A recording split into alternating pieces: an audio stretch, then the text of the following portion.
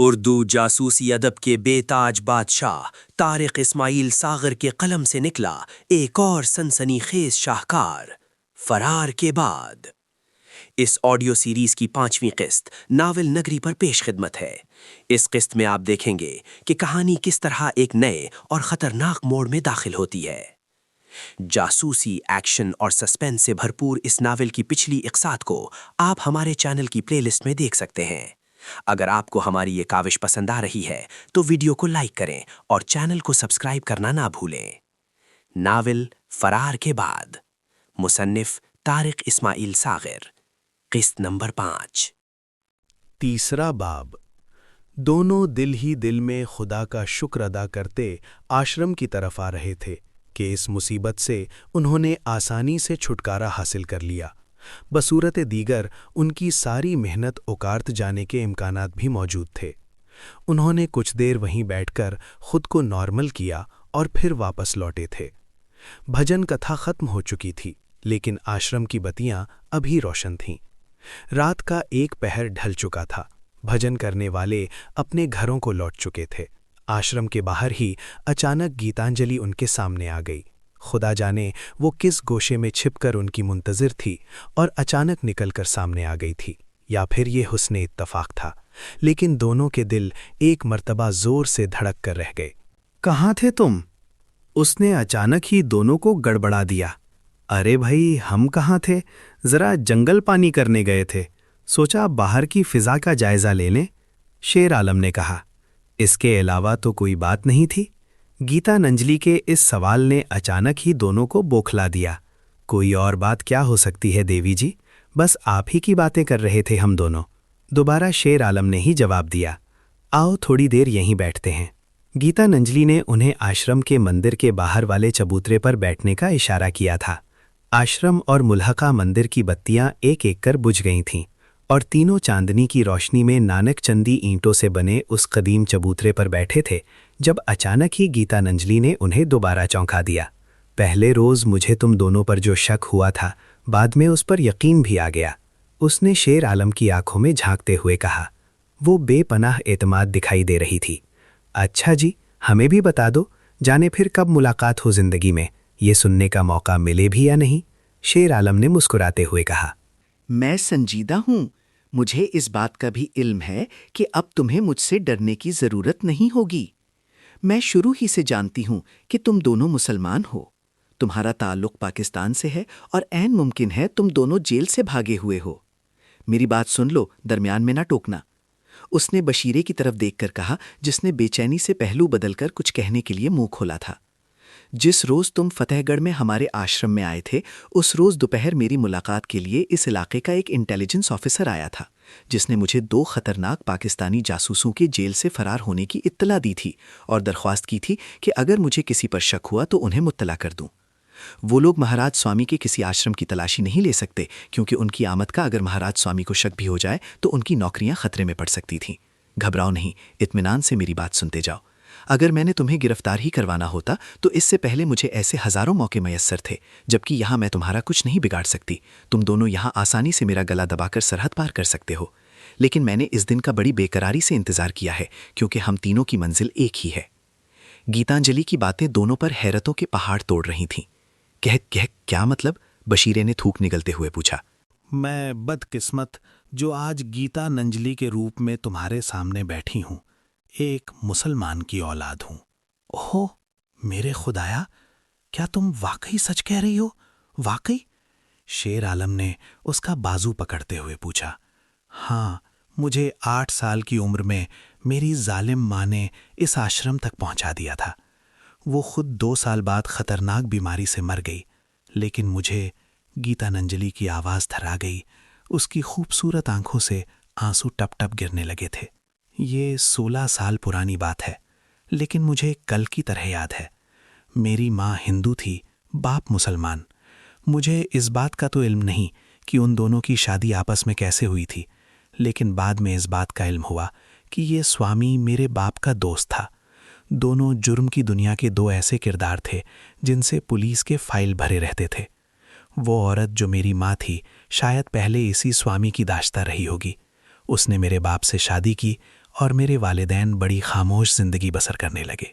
سوامی کو اس بات کا بہت غصہ تھا۔ اس نے خدا جانے کیسے میرے باپ کا پتہ تلاش کیا اور ایک روز اسے پولیس مقابلے میں مروا ڈالا۔ یہ سوامی جو کبھی میرے باپ کا مجرم ساتھی تھا، اب اس سوانگ کے ساتھ دنیا کے سامنے آ گیا۔ جب میرا باپ مارا گیا تو میری عمر 8 سال تھی۔ میرے باپ کے قتل میں میری ماں برابر کی حصے دار تھی اور سوامی مہاراج اسے اپنے ساتھ ہی آشرم میں لے آیا۔ حیرت کی بات ہے کہ اس نے کبھی میرا وہ استعمال نہیں کیا جو دوسری سیواداروں کا ہوتا تھا۔ اب تک 3 ایسے آدمیوں کو سوامی مہاراج قتل کروا چکا ہے جنہوں نے میرے ساتھ زیادتی کی کوشش کی۔ مجھے پہلے اس بات کا علم نہیں تھا کہ سوامی نے ہی میرے باپ کا قتل کروایا تھا۔ 10 سال پہلے یہ بات سوامی کے ایک پرانے ساتھی نے شراب کے نشے میں بتا دی تھی۔ تب سے میرے من کو ایک بے قراری سی لگی رہتی ہے۔ میں اس دھرم کو بہت نزدیک سے دیکھ چکی ہوں۔ یہ پچھتاوا کہ میں ایک مسلمان کی بیٹی ہو کر ایک ہندو عورت کی زندگی گزار رہی ہوں میری جان کو آ گیا ہے۔ اس کی آواز بھر آ گئی تھی۔ اس نے بڑی ہمت سے خود پر قابو پایا تھا۔ شیر عالم اور بشیرے کے دلوں کی دھڑکن جیسے رک گئی تھی۔ وہ مبہوت ایک تک گیتا نجلی کی طرف دیکھے جا رہے تھے، جس نے اپنے لمبے چولے کی آستین سے اپنے آنسو پونچھے تھے۔ چاندنی میں آنسوؤں سے دھلا اس کا چہرہ چاندی کا حصہ معلوم ہو رہا تھا۔ شیر عالم کو اب اس بات کی سمجھ آنے لگی تھی کہ اس گھناؤنے دھندے میں رہنے کے باوجود ابھی تک گیتا نجلی کے چہرے پر معصومیت کیوں زندہ ہے۔ اس آشرم میں ایک سے بڑھ کر ایک خوبصورت کنیا موجود تھی، لیکن ان کا حسن فلمی اداکاراؤں جیسا تھا، جو پردہ اسکرین پر کچھ اور، عملی زندگی میں کچھ اور دکھائی دیتا تھا۔ گیتا نجلی ہمیشہ ان سب سے الگ تھلگ دکھائی دیتی تھی۔ اس کا حسن لاجواب تھا، ہمیشہ زندہ رہنے والا۔ میں اب ایک پل کے لیے یہاں نہیں ٹھہروں گی۔ تمہیں مجھے بھی اپنے ساتھ پاکستان لے جانا ہوگا۔ اگر ہم نے ایسا نہ کیا تو میں خودکشی کر لوں گی، اور میری موت کے ذمہ دار تم ہوگے کہ تم نے مسلمان ہوتے ہوئے میری مدد نہ کی۔ ابھی تک وہی بولے جا رہی تھی۔ شیر عالم اور بشیرے کے منہ سے ایک لفظ بھی نہیں نکلا تھا۔ میں تمہاری مدد کروں گا۔ اگر خدا نے ابھی تک تمہارے دل میں ایمان کی شمع روشن رکھی ہے تو دنیا کی کوئی طاقت تمہارا کچھ نہیں بگاڑ سکتی، شیر عالم نے بڑے مصمم ارادے سے کہا۔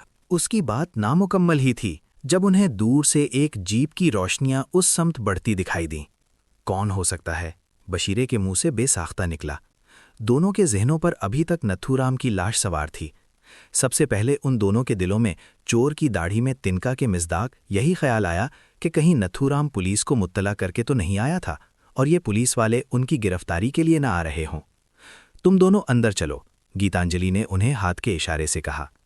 دونوں نے اندر جانے کے بجائے مندر کے محفوظ کونے میں چھپ کر بیٹھنا زیادہ مناسب جانا۔ وہ نہیں چاہتے تھے کہ بے بس پرندوں کی طرح پولیس کی گرفت میں آ جائیں۔ دونوں ایسی جگہ چھپے تھے جہاں سے وہ جیپ سواروں کو آسانی سے دیکھ سکیں اور خطرے کی صورت میں وہاں سے بھاگ بھی جائیں۔ جیپ گیتانجلی کے نزدیک آ کر رک گئی۔ اس میں برآمد ہونے والی ہستی پر ایک نظر پڑتے ہی دونوں قدرے مطمئن ہو گئے۔ یہ مدن لال تھا، لیکن مدن لال تو بارڈر سیکیورٹی فورس کا ڈپٹی کمانڈنٹ ہے۔ اسے تو پسے پردہ رہ کر ان لوگوں کی مدد کرنی تھی، پھر وہ کہاں سے ٹپک پڑا؟ انہوں نے سوچا۔ مجھے تو دال میں کالا دکھائی پڑتا ہے، عالم نے کہا۔ اس میں تمہارا قصور نہیں، تم خامخواہ ہر بات پر شک کرنے لگتے ہو، بشیرے نے لاپرواہی سے کہا۔ دونوں نے فی الوقت وہیں چھپے رہنا مناسب سمجھا تھا۔ ایک بات کا اندازہ انہوں نے کر لیا تھا کہ مدن لال اس طرف کسی نیک نیتی سے نہیں آیا۔ اس کے ڈگمگاتے قدم اس امر کی نشاندہی کر رہے تھے کہ اس نے بے تحاشا شراب پی رکھی ہے۔ گیتا نجری، تم میرے ساتھ چلو گی؟ مدن لال کی آواز نے دونوں کو چونکا دیا۔ کیوں؟ گیتا نجلی تن کر کھڑی ہو گئی۔ سالی کیا بکتی ہے؟ کیوں کا کیا مطلب؟ کہاں چل میرے ساتھ؟ مدن لال کو غصہ آ گیا تھا۔ مدن لال جی، آپ جانتے ہیں کہ میری طرف ایک غلط نظر ڈالنے والے کو سوامی مہاراج کتے کی موت مروا دیتے ہیں۔ اس نے مدن لال کو عالم ہوش میں لانا چاہا۔ ارے دیکھ لوں گا تیرے سوامی جی کو، جانتا ہوں میں اس سالے دلال کو، بھڑوا رنڈیوں کا دھندا کرتا ہے سالا، جانتا ہوں میں اس کو، اور تجھ کو بھی، تیرے باپ کو بھی۔ تو جیدے کی بیٹی ہے نا، سالی مسلح کی اولاد؟ اسی دن کے لیے تو تجھے بچا کر رکھا تھا سوامی مہاراج نے کہ تو میری शराब के नशे में वो बकता चला जा रहा था जब अचानक ही गीतांजलि ने उसे टोक दिया। मदन लाल, तुम क्या बकवास कर रहे हो? होश में आओ। वो गुस्से से कांपने लगी थी। साली, मुझे होश में लाती है? ये तेरी माँ के उस आशना का आश्रम है, ये मेरा इलाका है, यहाँ मेरी हुक्म के बगैर पत्ता नहीं हिलता। और तू चल। उसने आगे बढ़कर गीतांजलि के बाजू पकड़ा और उसे झटका देकर अपनी तरफ खींचा। गीतांजलि ने झटका मारकर अपना हाथ छुड़ा लिया। इस हरकत ने मदन लाल का पारा आसमान पर चढ़ा दिया और दोबारा गुस्से से उसकी तरफ बढ़ा। गीतांजलि ने उसका इरादा भांपकर उनकी तरफ भागना चाहा। मदन लाल ने उसका ताक़ुब करते हुए झुककर अपना पिस्तौल निकालना चाहा। शायद वो अपने पिस्तौल से डराकर इसकी आबरूरेजी पर तला हुआ था। इसकी इस हरकत को शेर आलम ने नोट कर लिया था। गीतांजलि उनके नज़दीक रुक गई। शायद ये उन दोनों के लिए मदद की अपील थी। शराब के नशे में मदहोश मदन लाल अभी तक होल्स्टर से पिस्तौल नहीं निकाल सका था। इसका हाथ पिस्तौल के दस्ते पर था और अब वो भी उनके बिल्कुल करीब पहुंच गया था। शेर आलम ने कतई गैर इरादी तौर पर अचानक अपनी जगह से उठकर उस पर छलांग लगा दी और दोनों लुढ़कते चले गए। इस सूरत हाल की संगीनी का अंदाजा बशीरे को हो गया था। अगर मदन लाल को स्वामी महाराज का कोई खौफ भी था तो शराब के नशे ने उसे बिल्कुल बेखौफ और निडर बना रखा था और वो बहर सूरत अपने शैतानी इरादे पर अमल करना चाहता था। इस बात का अंदाज़ा उसकी गुफ्तगू से हो गया था कि वो गीतांजलि के बाप को जानता था और उसे इस बात का भी इल्म था कि गीतांजलि बाकरा खातून है। मदन लाल उन तीनों को अगर गोलियां मारकर मौत के घाट उतार देता तो कोई उसका कुछ नहीं बिगाड़ सकता था। दोनों की असलियत का इंकशाफ होने पर वो स्वामी महाराज के सामने बड़ी आसानी से ये कहानी घड़ सकता था कि गीतांजलि दोनों मुसलमानों के साथ भाग रही थी। मदन लाल और शेर आलम गुत्थुम गुत्था थे जब शेर आलम को गीतांजलि की आवाज़ सुनाई दी। इसे मार डालो, इस मूजी दरिंदे को मार डालो, इसने बहुत मुसलमानों का खून बहाया है, इसे मार डालो। वो वहशियाना अंदाज में चीख रही थी। मदन लाल कोशिश कर रहा था कि किसी भी तरह अपना पिस्तौल निकाल ले, जबकि शेर आलम ने उसे पकड़कर बेबस कर रखा था और मदन लाल पागल कुत्ते की तरह उसे गालियां दे रहा था कि अचानक शेर आलम के पेट में उसने अपने दोनों घुटने इतनी जोर से मारे कि वो उलटकर दूर जा गिरा। इस दरमियान उसने अपना पिस्तौल भी निकाल लिया था। अचानक ही एक खौफ बिजली के कौंदे की तरह बशीरे के दिमाग में लिपका। उसने बिजली की सी फुर्ती से अपने करीब मौजूद बड़ा सा पत्थर उठाया और उसके सर पर दे मारा। मदन लाल गिरा और फिर दोबारा कभी ना उठ सका। खुदा जाने ये पत्थर उसके सर के किस हिस्से में लगा था कि वो बेसुध होकर गिर पड़ा। उसका सर खुल गया था, भेजा बाहर गिर पड़ा था और खून की नदी बहने लगी थी। शेर आलम ने उसके हाथ में पकड़ा पिस्तौल झटके से खींचा और परे हटकर खड़ा हो गया। मर गया शायद, उसके मुंह से निकला। हाँ, बशीरे ने सिर्फ एक लफ्ज़ कहा था। बहुत अच्छा हुआ, चलो भाग चलो, गीतांजलि ने कहा। ये ठीक कहती है, अब हमारा एक लम्हे के लिए यहाँ रुकना मौत को दावत देने के मुतरादिफ होगा, बशीरे ने कहा। इधर आओ। आलमी ने उन्हें जीप की तरफ आने का इशारा किया। उसने ड्राइविंग सीट खुद संभाल ली थी और दोनों को पिछले हिस्से में छुपकर बैठने को कहा था।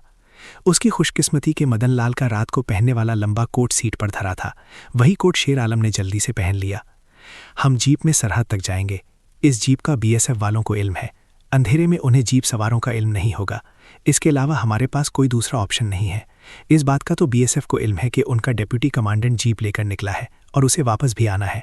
आलमी ने जीप का इंजन स्टार्ट करते हुए कहा, मुझे इस इलाके के चप्पे चप्पे की खबर है। हम इंशाल्लाह निकल जाएंगे। चलो। बशीरे ने उसका हौसला बढ़ाया। सीधा निकलो? आलमी ने पूछा। नहीं, तामियान वाली के रास्ते निकलो, इधर रास्ता महफूज है। इससे आगे हम फिर सिंधु पोस्ट के नज़दीक से गुजरेंगे, जिससे पाकिस्तानी सरहद बमुश्किल 200-250 गज दूर है।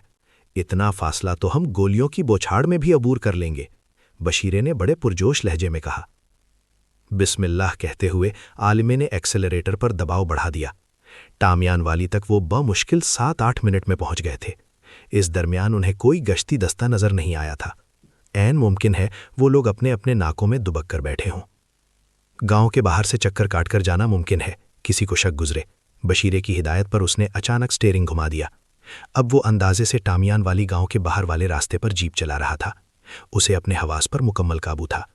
ये मरहला भी अगले 7-8 मिनट में सर हो गया और अब वो आखिरी खतरे के नज़दीक पहुंच गए थे।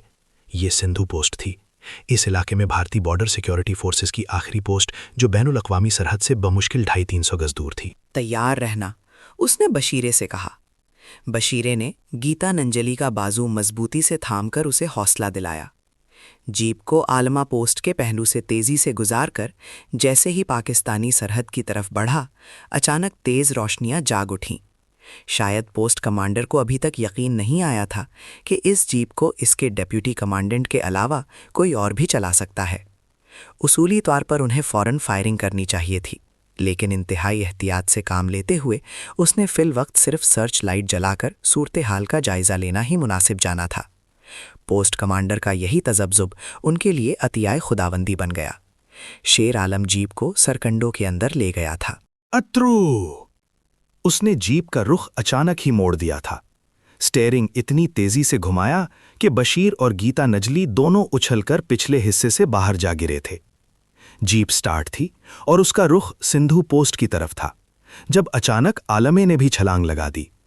جیپ مست ہاتھی کی طرح لڑکھڑاتی پوسٹ کی طرف بڑھ رہی تھی اور بوکھلائے ہوئے BSF کے جوان اس پر گولیاں برسا رہے تھے، جبکہ جیپ کے تینوں سوار سرکنڈوں کی آڑ میں تیزی سے سرہگی لکیر عبور کر گئے۔ مسلسل فائرنگ کی آواز نے پاکستان رینجرز کو بھی چوکنا کر دیا تھا، اور وہ لوگ بڑی مستعدی سے اپنے رائفلیں چھتیائے کسی بھی ناگہانی آفت کا مقابلہ کرنے کے لیے تیار بیٹھے تھے۔ تینوں نے پاکستانی علاقے میں پہنچتے ہی سکھ کا سانس لیا، اور اب وہ سرکنڈوں کے طویل سلسلے کے ایک محفوظ کنج میں بیٹھے خود کو نارمل کر رہے تھے۔ ان تینوں میں گیتانجلی سب سے زیادہ مطمئن نظر آ رہی تھی، گویا کہ اس مسلسل بھاگ دوڑ اور نفسیاتی کھچاؤ نے اس کے خوبصورت چہرے پر اضمحلال طاری کر دیا تھا، لیکن اس کی آنکھوں کی چمک بہت بڑھ گئی تھی اور یوں محسوس ہو رہا تھا جیسے اس کے سر سے بڑا بوجھ اتر گیا ہو۔ اس طرف ہماری کون سی پوسٹ ہے؟ میرے خیال سے ترنگی پوسٹ ہوگی۔ شیر عالم نے اپنا خیال ظاہر کیا۔ نہیں، ہم اس سے ملحقہ پوسٹ ماکھان والی کے نزدیک ہے، بشیرے نے کہا۔ کمپنی ہیڈ کوارٹر بھی شاید یہیں ہے۔ چلو اچھا ہو گیا، ادھر ہی چلتے ہیں، شیر عالم نے کہا۔ وہ جو لڑکا 3-4 روز پہلے جیل میں آیا تھا، اسی علاقے کے گاؤں کا تھا۔ اس کے ذریعے مجھے علم ہوا تھا کہ یہاں دوبارہ خان صاحب کمپنی کمانڈر بن کر آ گئے ہیں۔ میری بہت عزت کرتے ہیں وہ، میرے خیال سے وہیں جانا بہتر ہے، لیکن ہمیں اجالے کا انتظار کرنا چاہیے۔ فائرنگ کی وجہ سے رینجرز والے بھی چوکس ہیں، اور عین ممکن ہے کہ وہ بے خبری میں گولی نہ چلا دیں، بشیرے نے کہا۔ ٹھیک ہے، شیر عالم نے اس کی ہاں میں ہاں ملائی۔ تمہیں سردی تو محسوس نہیں ہو رہی؟ اس نے گیتانجلی کو مخاطب کیا۔ میرا نام شیر عالم اور اس کا بشیرے ہے، اس نے دونوں کا تعارف بھی کروا دیا۔ نہیں، گیتانجلی نے مختصر جواب دیا۔ عالمے، میرے دماغ میں ایک بات آئی ہے، گیتانجلی کا کوئی نام رکھ دو اور اسے کہنا یہاں کسی کو بھی اپنا اصلی نام نہ بتائے۔ تم میری بات سمجھ گئے ہو نا؟ شیر عالم نے ایک لمحے کے لیے بشیرے کے چہرے پر نظریں دوڑائیں اور اس کی ساری بات سمجھ گیا۔ ہاں، تم اپنا نام عذرا بتا دینا۔ عذرا ولد مجید، یہی نام تھا نا تمہارے والد صاحب کا؟ اس سے زیادہ کچھ نہ بتانا۔ تمہیں میں کسی بڑے شہر کا ایڈریس بتا دیتا ہوں، وہی ان لوگوں کو بتا دینا۔ کہنا کہ تم اپنے والد کے ساتھ انڈیا گئی تھیں اپنی خالہ سے ملنے، جہاں 4-5 سال پہلے تمہارے والد بیمار ہو کر فوت ہو گئے، جس کے بعد سے تم وہیں غیر قانونی طور پر رہائش پذیر ہو، اب ہماری مدد سے یہاں پہنچی ہو۔ آگے کی کہانی میں خود سنا دوں گا۔ میرا خیال ہے یہ لوگ ہم پر اعتماد کرتے ہیں۔ جب ہمارے لوگ آ جائیں گے تو ہمیں گھر جانے کی اجازت بھی مل جائے گی۔ اور ہاں، تم مطمئن رہنا، ہمارے ساتھ ہمارے گھر پر رہنا۔ بشیر کا 2 بچے ہیں، اس کے گھر والے تم سے مل کر بہت خوش ہوں گے۔ میری تو صرف ایک بوڑھی ماں ہے، یا پھر ہم 4 بہن بھائی ہیں۔ شیر عالم نے سرگوشی کے انداز میں انہیں بتانا شروع کیا۔ یہ نام بہت اچھا ہے، عذرا۔ ٹھیک ہے، آج سے میرا یہی نام ہوا۔ معلوم نہیں میرے ماں باپ نے میرا کیا نام رکھا ہوگا، مجھے صرف منی یاد رہ گیا ہے۔ خدا کا لاکھ لاکھ شکر ہے کہ اس نے مجھے سوامی کے چنگل سے نجات دلا دی۔ تم لوگ پریشان نہ ہونا، میں کسی پر بوجھ نہیں بنوں گی۔ تم کیا فضول باتیں کر رہی ہو؟ شیر عالم نے اسے ٹوک دیا۔ تمہارے دل میں یہ خیال بھی کیسے آ گیا؟ آواز نیچی رکھو، بے وقوف مت بنو، ابھی ہم خطرے کی حد عبور نہیں کر سکے۔ بشیرے نے اسے حقائق کی تلخی کا ادراک کروانا چاہا۔ ٹھیک ہے، گیتانجلی کے لیے اپنے جذبات پر قابو رکھنا ممکن نہیں تھا۔ کسی نہ کسی طرح اس نے خود کو سنبھالے رکھا۔ وہ ایک نئی زندگی کا آغاز کرنے جا رہی تھی۔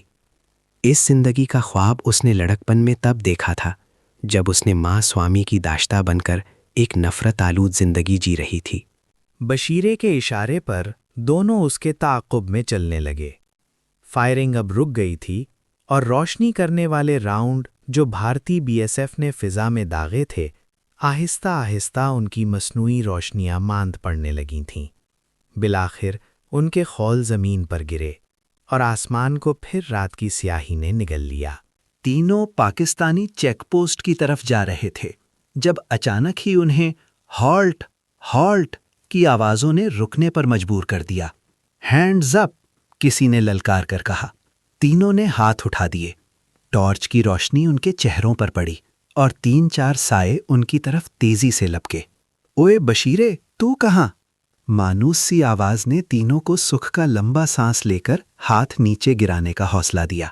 یہ پاکستانی رینجرز تھے جو فائرنگ کی آواز پر چوکنے ہو کر بھارت کی طرف سے آنے والے راستوں پر مستعدی سے پھیل کر پہرا دے رہے تھے۔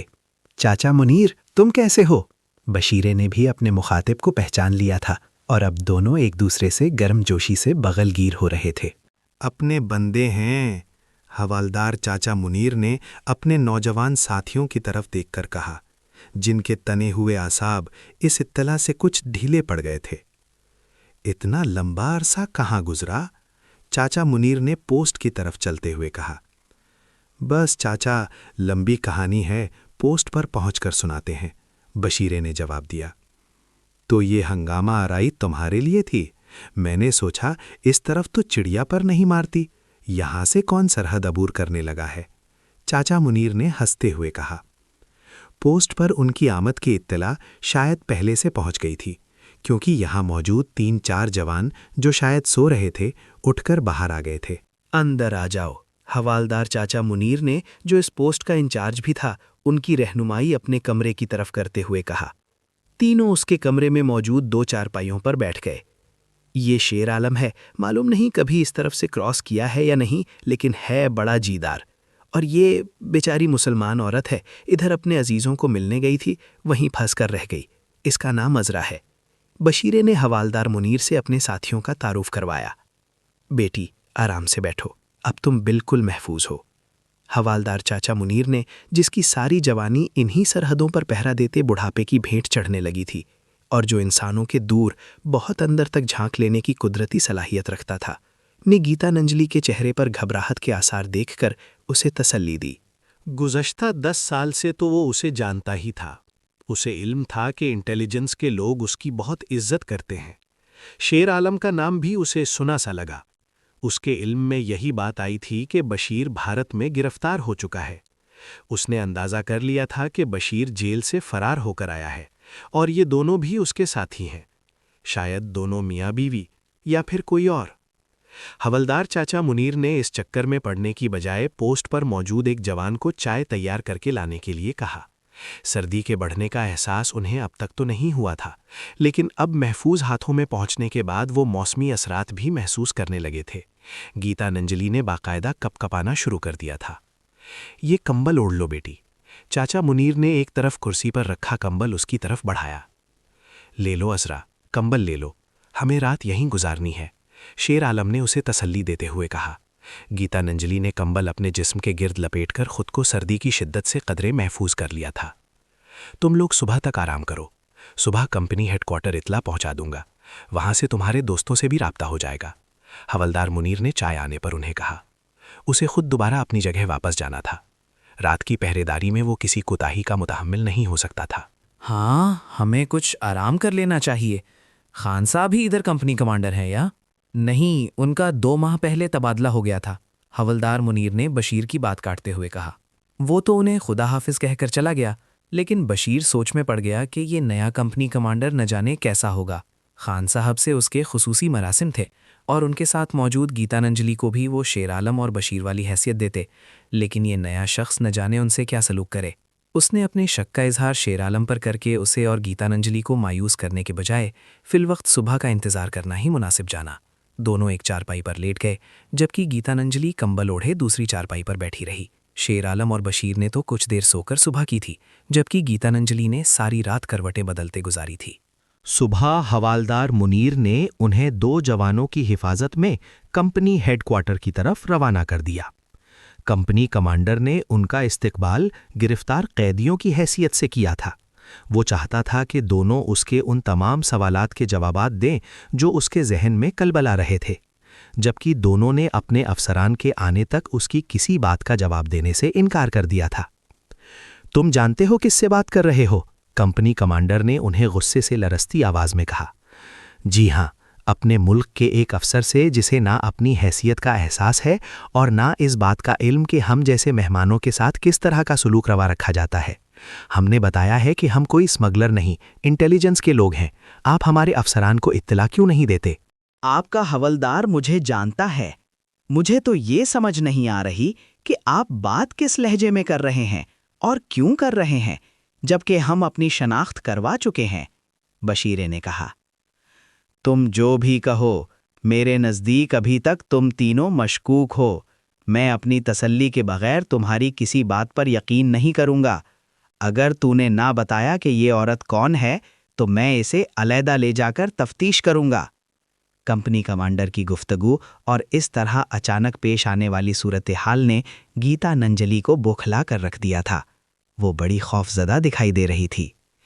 دیکھو مسٹر، تم جو کوئی بھی ہو، ہم اب تمہاری کسی بات کا جواب نہیں دیں گے، اور جہاں تک اس عورت کو لے جانے کا تعلق ہے تو اس کا کبھی تصور بھی نہ کرنا۔ یہ ہماری حفاظت میں ہے۔ اگر ہم کافروں کی سرزمین سے اسے بے حفاظت یہاں تک لا سکتے ہیں تو اپنے ملک میں بھی انشاءاللہ اس کی حفاظت کر لیں گے۔ شیر عالم کو بھی تہش آنے ہے گا تھا۔ تم ہو کون ہوئے؟ بڑی باتیں کر رہے ہو؟ کمپنی کمانڈر بڑا اکھڑ اور بدتمیز آفیسر تھا۔ یوں لگتا تھا جیسے وہ نشے کی حالت میں باتیں کر رہا ہو۔ عالمے تو چپ کر، ہم اس کی کسی بات کا جواب اپنے افسروں کے آنے تک نہیں دیں گے۔ بشیرے نے چاہا کہ حکمت عملی سے کام لے کر معاملہ سنبھالے۔